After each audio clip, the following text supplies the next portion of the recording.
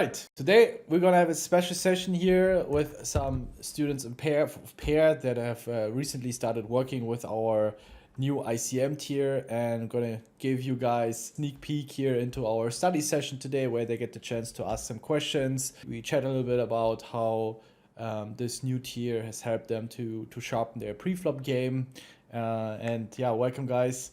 So we have here two Raise Your Edge crushers. Really appreciate that you guys take the time, and I hope I'll be able to provide you with some value. Where are you guys from? What are you doing? What stakes are you playing? Feel free to give your a quick 10-20 second introduction, so then we can get right into the content and not waste too much time. Okay, so I'm Tim. I live in Switzerland.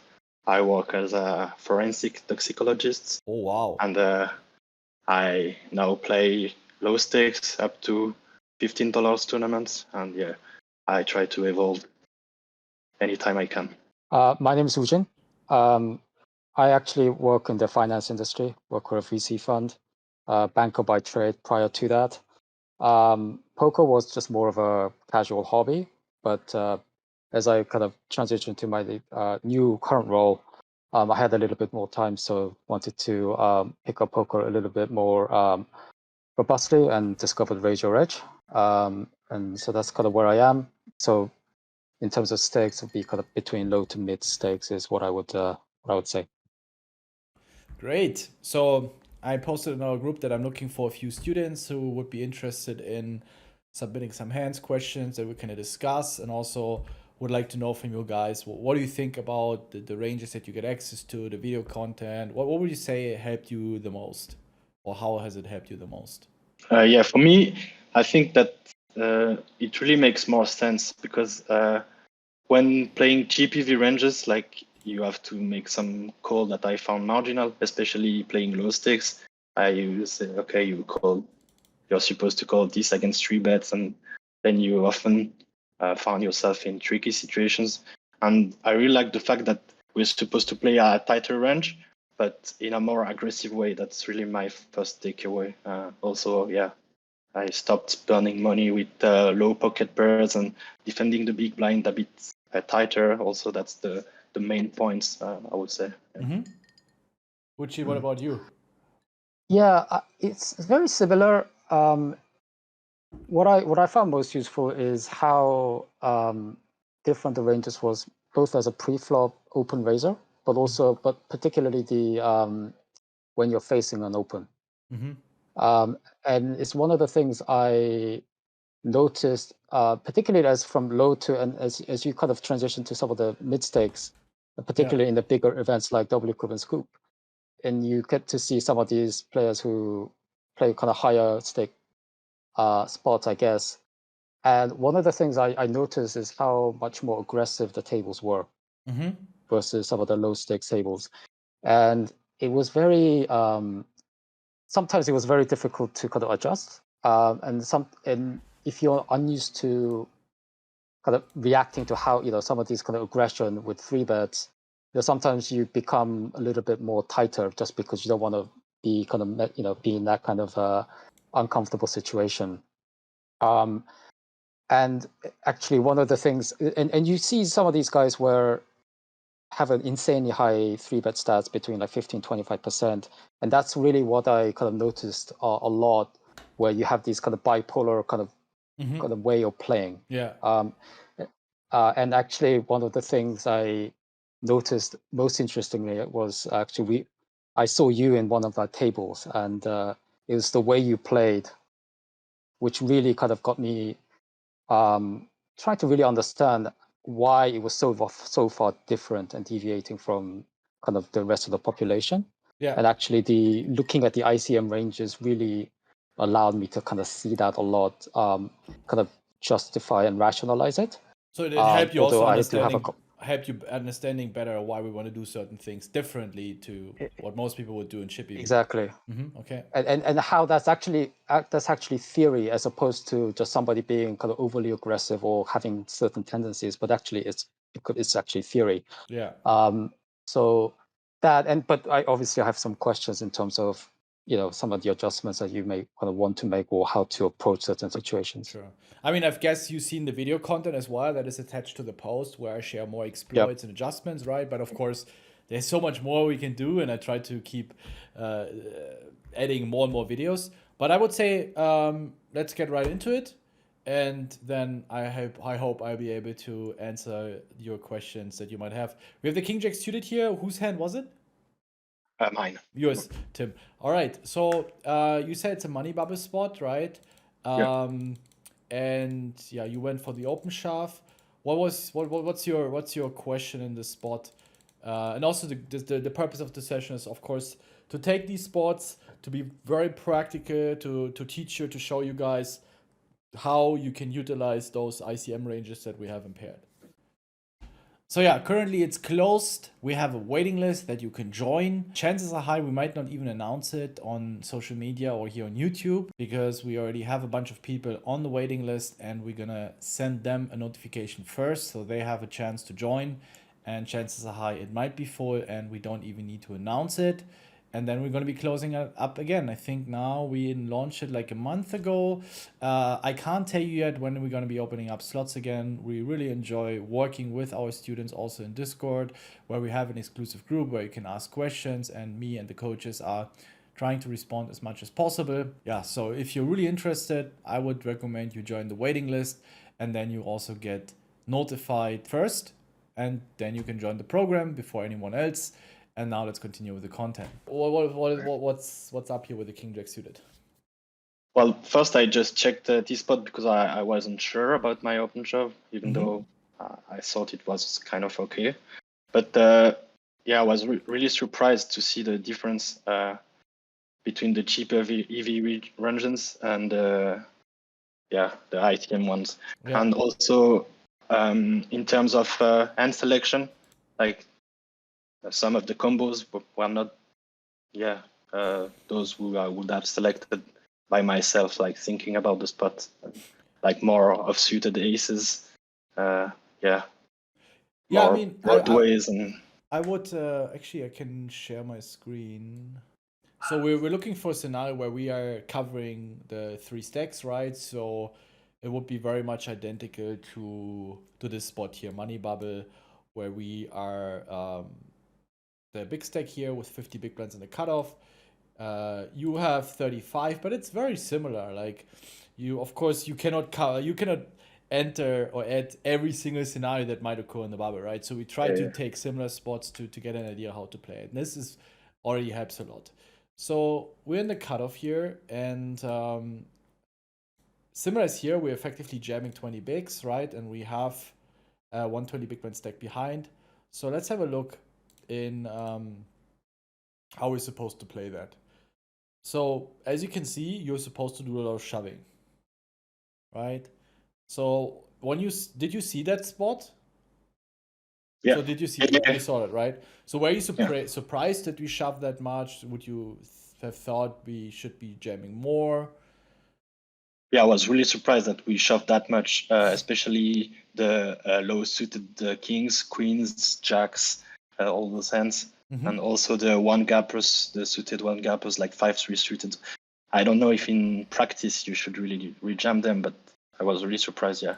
Yeah. And also, sorry. Yeah, in theory, you should definitely jam these and be very aggressive, because it's money bubble, right? You would probably on other tables have shorter stacks.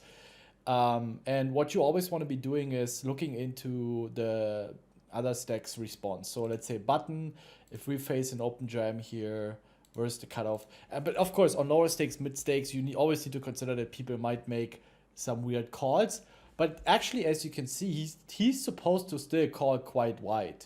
And that's also what I share in the videos. It's very important to watch why we want to be calling so wide, right? I would still call tighter than that, because people are going to do mistakes. The bubble doesn't take as long as expected. People are going to do mistakes. So you definitely want to be calling tighter than that. So yeah, it's kind of realistic. Like, I think people might fold a little bit more. It will look similar to the other stacks. So what you need to understand is that I don't think it's going to look that crazy different in reality, So I think the jamming range here for the cutoff is quite okay. What you want to look into is, are the blinds reshoving a lot? Because then the question is becomes, is jamming better or is raising better? And if we look at small blind facing an open versus the cutoff, right, we see he's supposed to reshove quite wide. Again, it's money bubble, right? People are not going to jam ace-9 off, queen-10 suited, ace-5 suited. Same for the big blind. So what does it mean? I will raise fold more. I'm not going to jam all these hands. I would raise fold them. I think you can go even any two and just exploit the bubble as crazy. Yeah, like open 7 deuce off. Because interesting, yeah. Yeah, people, not jam enough, so we're going to be profiting more with our open raises. Okay. And yeah, so what hands would you still open shove? Probably the ones like the ace-x, right? Because we also benefit that the big blind is not calling a hand like 7-8 suited against the min raise, right? We just jam it. We have an ace, we have a blocker. Probably the suited aces that if called, they're still okay. Some suck out value. And the offsuit aces, I would just all min raise fold them. Okay. Or like jamming, I would probably just jam king, queen, king, jack suited, queen, jack suited, because we also make them folded off pocket pairs, we make them folded off ace-x. But it's really just the suited aces. If I have ace, jack, ace, queen, I want to induce. I want them to rejam weaker ace-x. So yeah, that would be roughly my approach. We don't need to be 100% perfect, just like some sort of orientation. And if you then end up, let's say, min-raising king-9 suited or jamming, it doesn't really matter. Like, important number one, min-raise like fucking crazy. Don't just jam everything. And jam like the suited aces, suited broadways, the lower pockets, of course. And then I think you're playing the spot really well here. No, just also on that, so that because it makes a lot of sense as from the guy on the cutoff. But if you're in the big blind, so if you were in the big blind, and obviously you know that and kind of expect the jamming range to be those hands which are decent enough, but not just absolute strongest, right? Because then you would race with them.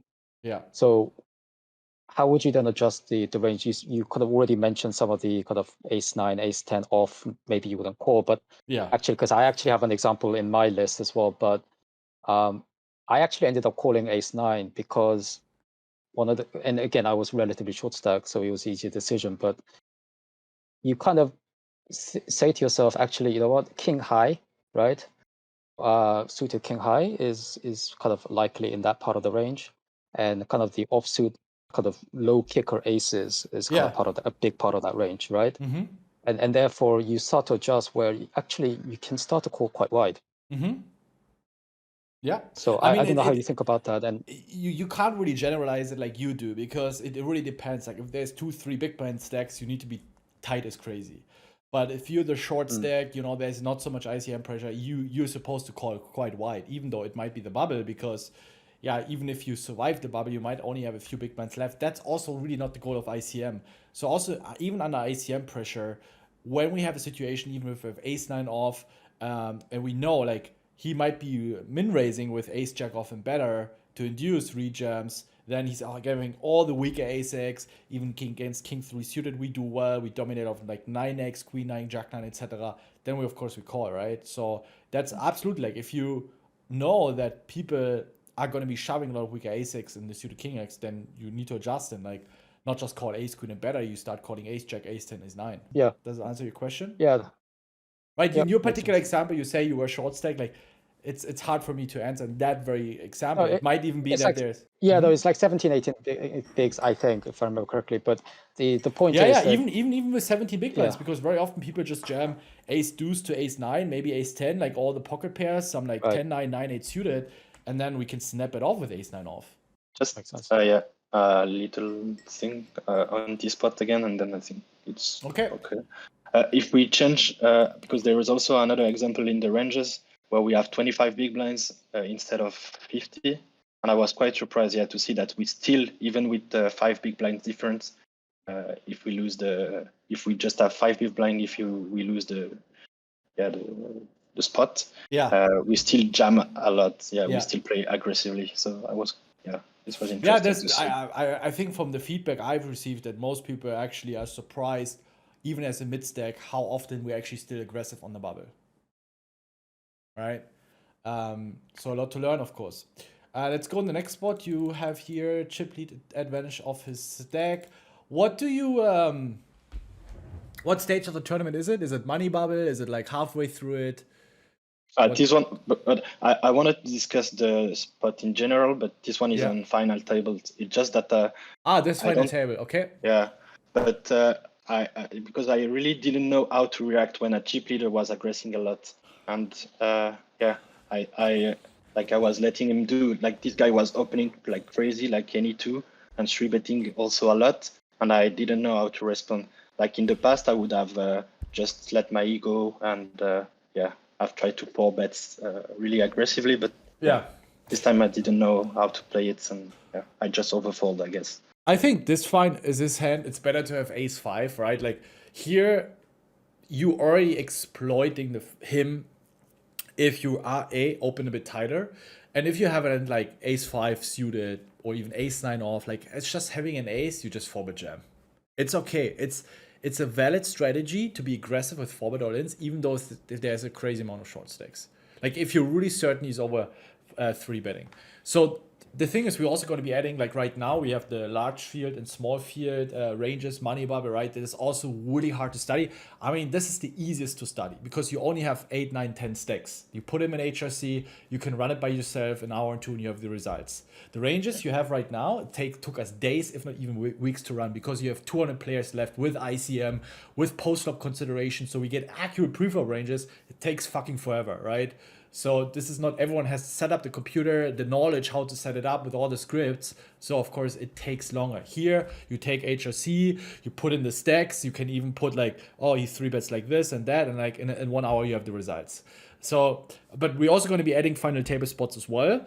And then you can practice. Like you can just, as we have seen with these different money bubble scenarios that we have, you can just get in so many repetitions, because how many money bubble spots you're going to play per month? Like, it's not a lot, right? So a lot of people struggle because they don't have a lot of experience, and they also don't know how to study it.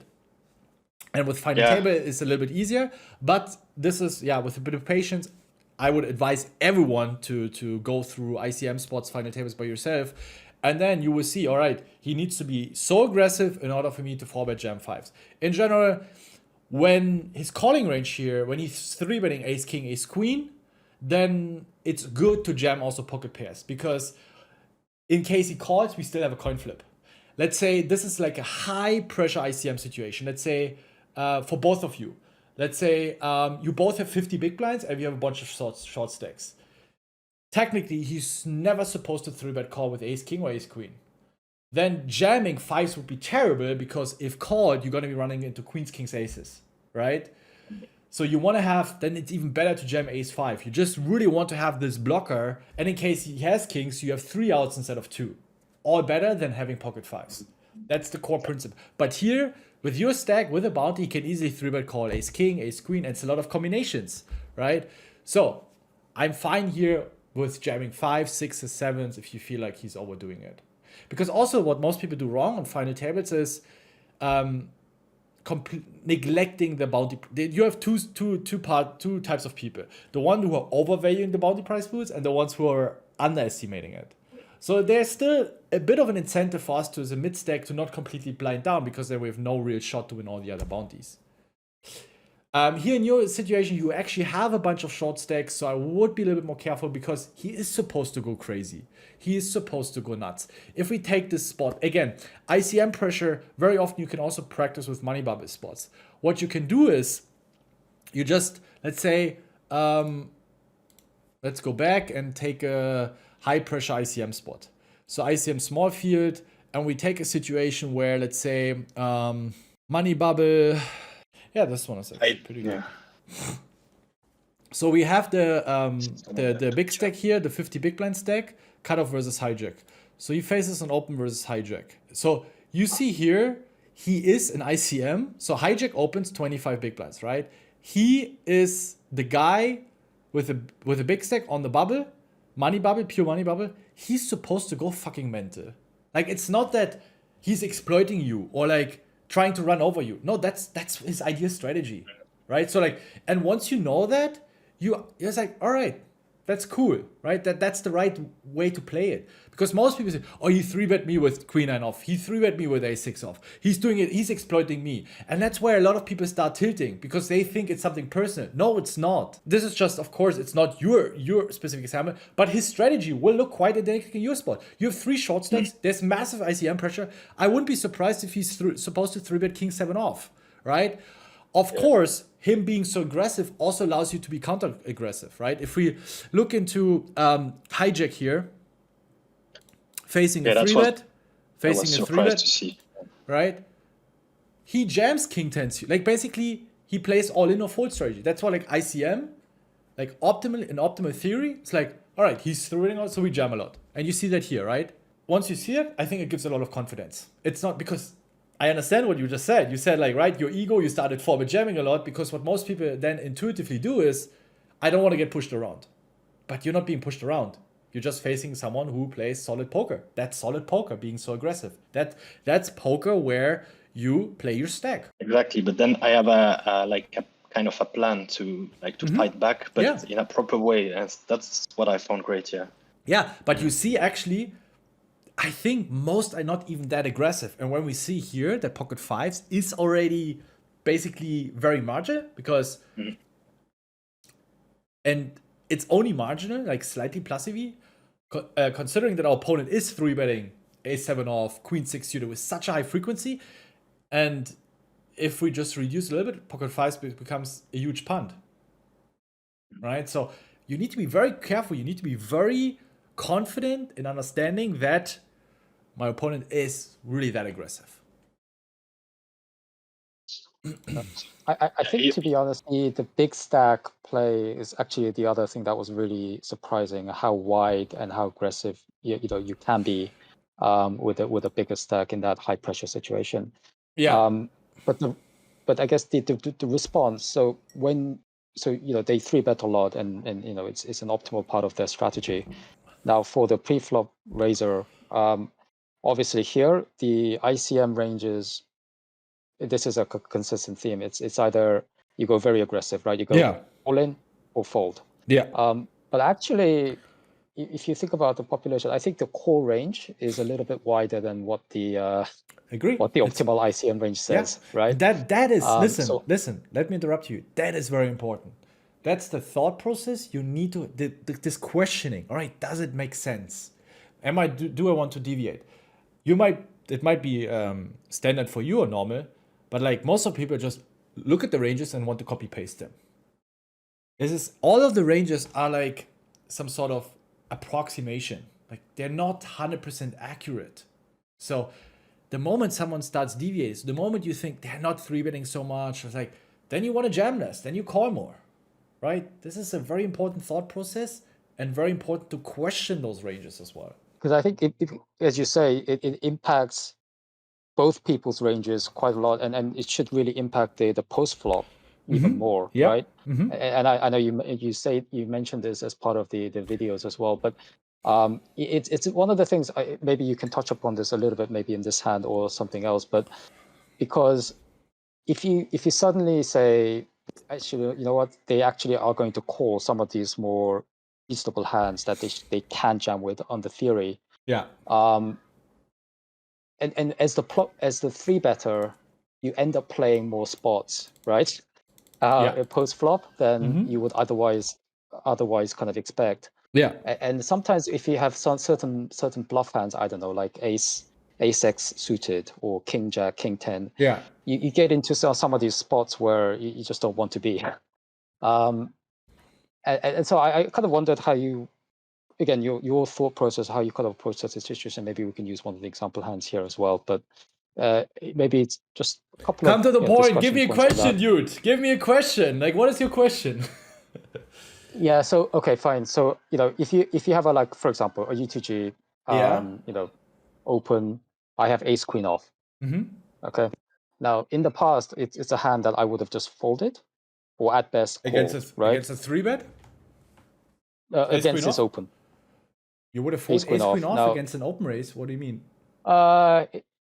If I'm like UTG 2 or something like that, and UTG open, depending on the situation, it's a call, or kind of sometimes a marginal fold, right? No, it's either a call really, or 3-bet. It's always good enough to do something with this hand. Right. Even on Interestingly, ICM. though, right, on the ICM, though, it's almost always a 3-bet.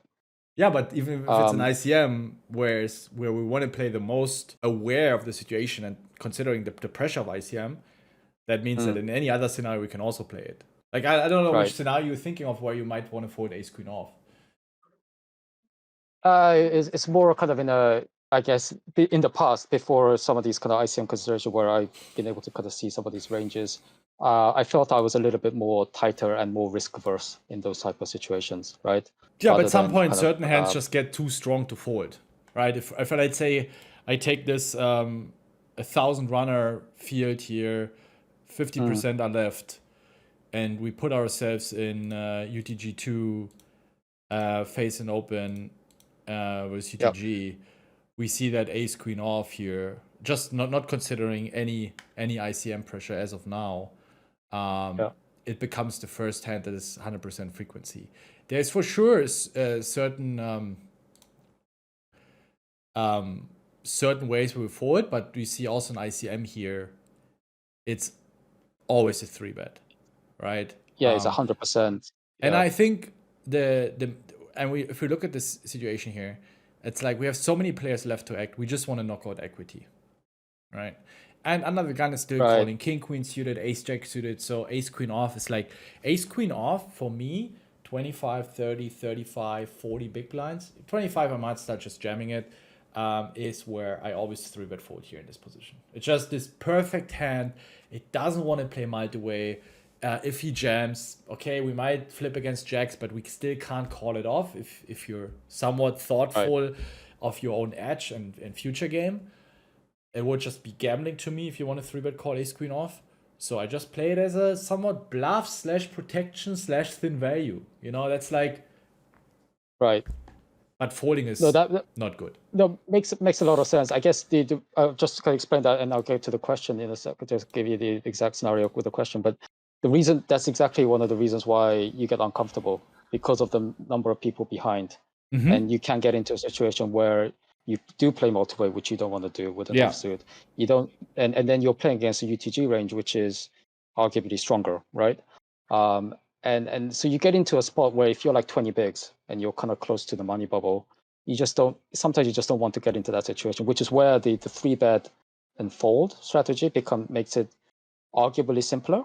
I guess but then this is the question, which is a lot of the time though, when you 3-bet, as I said, the core range is actually a lot wider than what the theory suggests. Now in ICM, what a UTG open raiser would call with is ace queen, maybe sometimes king queen suited, and sometimes jacks, tens, some of those kind of decent pocket pairs, right? Yeah.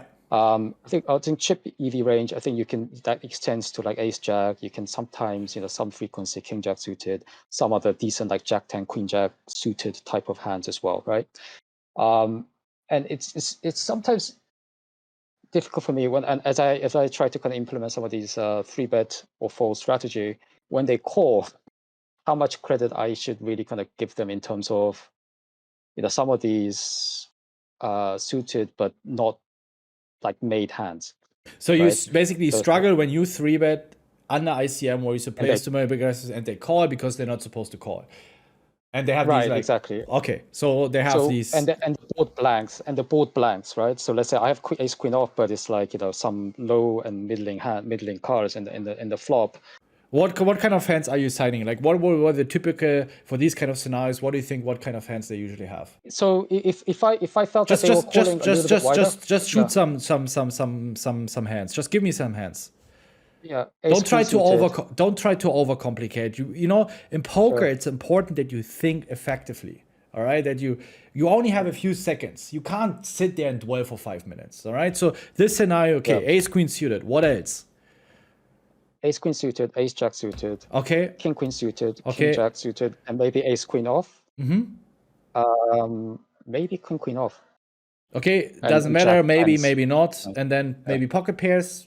Some hands there. I don't know. Give me some pocket pairs. Jacks, tens, nines, maybe eights. how would you describe this hand, this range of hands from a scale to 0 to 10? 10 very strong, maybe only aces, kings, queens, and 0 basically in any 2-card range. How would you rate the strength of the hand, the range that you just described from 0 to 10? I'll say kind of 7-ish. 7? Right. Yeah. It's I mean, it's Broadway heavy. It's either pocket pair made hands. It doesn't include super premium hands, but decent, So very playable. We agree it's quite strong. Mm-hmm. And you're asking me Yep. how much credit should I give that range? Can you answer that question yourself? No. Yeah, I guess, as I said, it's more kind of when the flop is a little bit dry. It's don't talk about the flop. Listen, poker starts Okay. pre-flop to river. Would you Okay. give that range to begin with, whatever the board is, a lot of credit? Yes. Okay. Because he's not going to have the 9-8 suit, he's not going to have the ace-7 suit, he's not going to have the jack-10 off, he's not going to have the ace-9 off. It's more a top-heavy range. Occasionally maybe traps aces and kings. I think we can agree on that as well. Maybe not kings, but aces, right? So now the low board. Whatever low board. 6-4 deuce, 5-5-3, I guess these kind of boards. 7-3 deuce, 8-4-5, right? Yeah. All right. So when you think about the kind of hands he has, do you want to be overly aggressive? Usually no. Okay. But if I think he has enough combos where it's not connected, I just want to put him to the test at least once. It's the way my kind of thought process goes. You keep it simple. You bet small. You bet 1/3. You bet 1/4. You just want to make him fold ace jack, ace queen, king queen, king jack. If you have a bluff with ace 5 suited, ace 9 suited, your goal is just to attack his auto folds, right? You still have aces. You still have kings. Don't worry too much and overcomplicate things.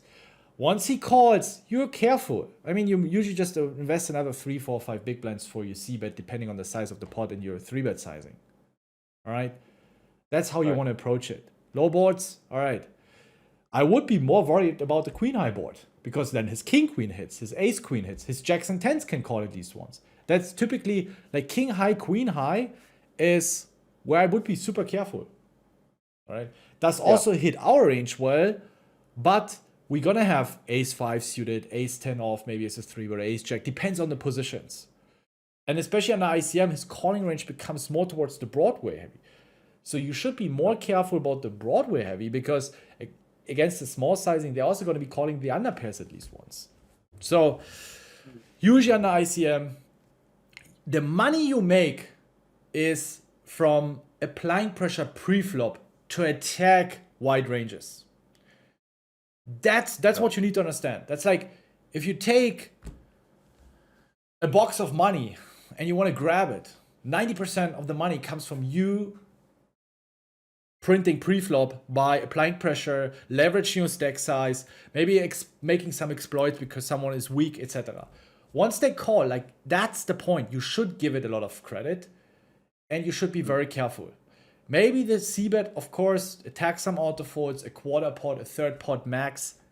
And then if they call once, I would be very careful, because then it also gets expensive. So even if you have a slightly profit bet on the turn, the sizings are getting more expensive. 8, 9, 10 big blinds. If it goes wrong, it puts you in a worse position. Future game. Strategizing with, okay, if I invest these 10 big blinds, does it put me in a mid-stack situation where I have to be freaking tight? Or maybe there's an upside. If I win this pot, I'm becoming the chip leader and it's worth to go to a little risk. That's the kind of future game under ICM is huge. That's the way you should be thinking and not overcomplicating. Right. Right? Like no, precisely makes sense. Yeah. In what kind of position are you putting yourself with? That's very like sometimes in a vacuum itself, the turn bet might be minus EV, but you have such a huge upside of winning the pot and becoming the chip leader, because then the next 5 to 10 orbits you can just go absolutely mental, right? You get more walks, you get more first in spots, you get more 3-bets, and that's where we really thrive in terms of our win rate and just make so much money. And it's worth maybe taking a little slightly minus EV spot on the as a turn bearer, even though we're not feeling so well about it.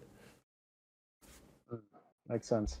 Yeah, it makes sense, and it's definitely something I should incorporate. I guess, you know, if it was pure ICM, when I know the calling range is so narrow, Yeah. it's you know, that kind of example is Mm-hmm. where I would just check back.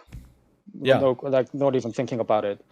But because if I think he's calling a little bit wider, and this is why, you know, hence, you know, the original question, I felt compelled to at least, you know, make an argument for a kind of a c-bet, which, you know, I'm not always too happy about, right, in that kind of situation. So that really helped in terms of your the way you kind of lay that out.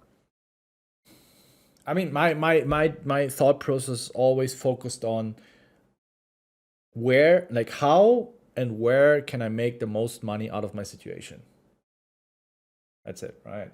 So that's my outcome. That's where I want to go in, and then my entire thought process is aligned on that and just cuts out all distraction, everything that's not so important. And I think you can also, a lot of the questions you ask yourself, I mean, it's good that you brought it up. You can answer yourself. Say, just think about the range, right? Logically, of course, strong range. We should be careful. We should give it a lot of credit in ICM. But I agree with you. It's a good point that people are going to be calling more. They're not going to be shoving. But it's a good thing because their range is very obvious, right? The hand should be very easy to play against. But overall, it's still a strong range. So yeah, be careful. What next hand we want to, you guys want to be looking into? Yeah, this was my hand, especially about the preflop. Just that I realized the difference in terms of big blind defense, considering ICM or like, yeah. And this all, like in this case, I don't really care about post flop, but yeah, in this case, it puts me in some tricky spots, and I prefer to like it makes more sense to me that to defend tighter and have better being in a better situation post flop as well. I mean, we can just go into, we don't even need to take final table. We can just even take 30% left. So we're already slowly getting to the bubble. Like we're close to the money bubble. We're not stone bubble. Where still most of our players would play chip EV. And if we, let's say, face an open here from, let's take hijack, right? I think that's a super important thing to understand here. In chip EV, right, you would be defending 81%, in ICM you defend 50%, right? That's a huge difference. And then, of course, on the final table it becomes even tighter. Like here, this is probably a spot where is it? I would even fold a lot of the offsuited king X, and even a lot of the suited hands, the weak hands here. Like 6-2 suited, etc. is probably still good enough because card removal. Like his opening range of the stack size is going to be very A6, king X, and Broadway heavy. So a hand like 8-2, 6-2 suited or 6-3 suited is going to be doing better than Jack 9 off, because with Jack 9 off it's just such a pain to continue, right? But this also is going to be, we're going to be adding as well more final table spots so you can really see what you're supposed to defend. We have, maybe we actually have a bunch of spots ready. It should be added soon as well. And then you can also practice more final table spots. But yeah, this is a very bad defend in my opinion. I would be defending like probably queen 10 off and better. Like he's opening the big stack. He's opening, like he's supposed to be really tight. Right? Yeah, I mean, this is just... yeah, horrible call. I really don't like my call river. Yeah, your call is... I mean, if you ever read, this guy's crazy, but I would just check call the river, right? He can have like 10-9, Jack 10, maybe some random A size trying to get you off a 5 or deuce.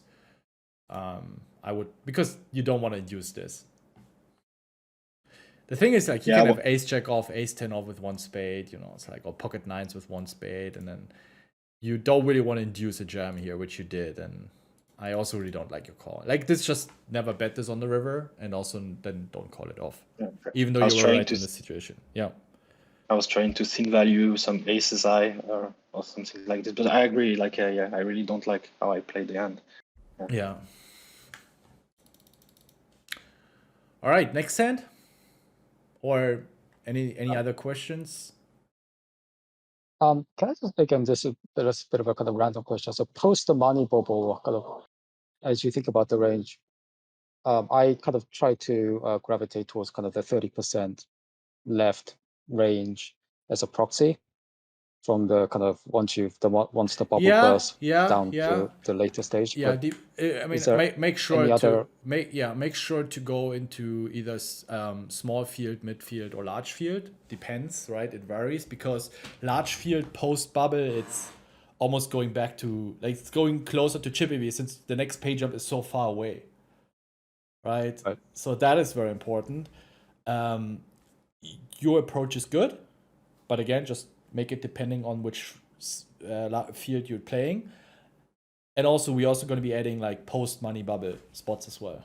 I guess from some of the examples, I don't know if you have the link open. I guess maybe just one or two hands there. Hand 6. Yeah, it's the I'm in the button and the and again, this is which hand do you want to talk about? This is hand 5. Mm-hmm. So I did check it against the ranges again. Try to approximate which stage of the tournament closely. 400 being paid. Yeah. And this is kind of less than 500. So it's close to the money bubble. Yeah, it's approaching the money bubble. Okay. So we can take a medium field around 1,000 runners. Like medium field is like 500, 1,000, 2,000 runners. We're currently importing those. We can even take 50% field left and just need to consider more ICM. It's definitely still way more accurate than chippy V ranges, right? Right. So if you take the button facing open versus UTG, you see King Queen off is just King Queen off is too strong to fold here. You really need to understand UTG. UTG's opening, King Jack suited, Jack 10 suited, even Queen Jack off, King Jack off. All the suited aces you do well against, all the pocket pairs. This is where you need to practice a bit of understanding, and you have position advantage. That's huge. Even though if you're slight equity underdog, the position advantage will make up for it. Right. Yeah. And from your experience in that kind of situation, you would take a 3-bet approach as well? No, I would call it. I would 3-bet. I would 3-bet hands that make him fold. Like King Queen off, I would pure call. You see, it doesn't really like 3-betting it, like just sometimes. But you see here, the reason it picks these hands is they still have playability. They still can hit good hands post flop if he calls this 3-bet. But Ace 7 suited, you make him fold Ace 10 off, Ace Jack off, King 9 suited, you make him fold King 10 off, King Jack off, King Queen off, right? It's like you make them fold better hands. That's why it's preferring to 3-bet those hands. Right. So like King Queen suited, you don't want to 3-bet and make him fold Queen Jack off or King Jack off, right? You want to keep those hands in his range. Does that make sense? Yeah. Can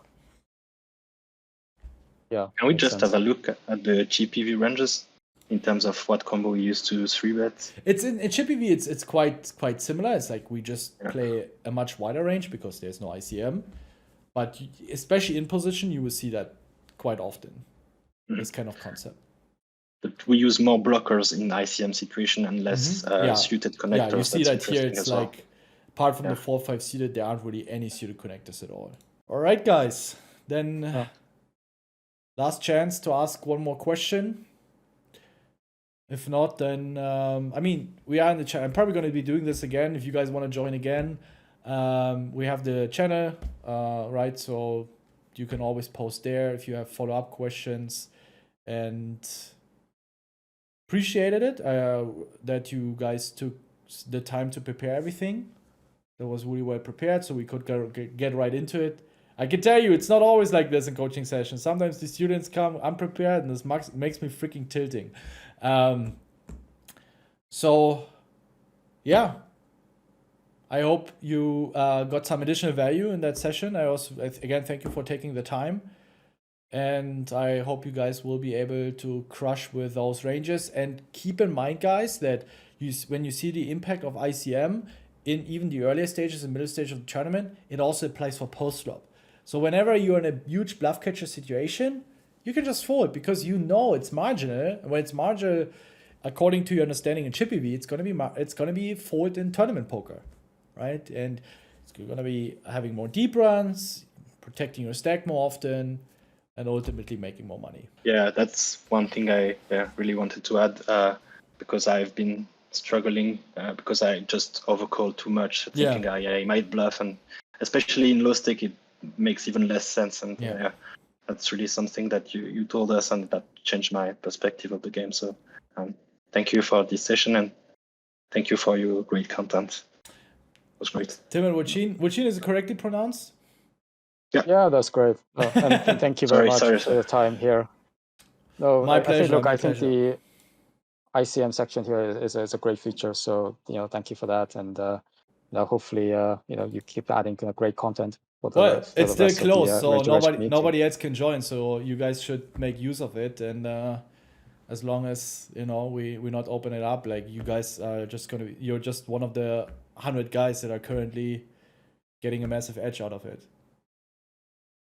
And that's also where I know that you guys trust that we could do good content, and a way of us like, here you get it first and nobody else gets it as of now. Yeah. And the amount of like new content that's being added by kind of Tim Thompson, I guess, and the rest of the he's team. Doing fixes every day. He's improving it every day, and I'm just trying to add as much content as possible. All right, guys. Have a great weekend. Good luck on Sunday if you're grinding, or tonight. And if you guys have any questions in the comments, feel free to drop a question. I hope I'll be able to give you some additional value. Unless it's a stupid question, then of course not. Then I'll be streaming on Sunday, if it's even going to be posted before Sunday. See you guys there. Hope you enjoyed it, and see you guys next time.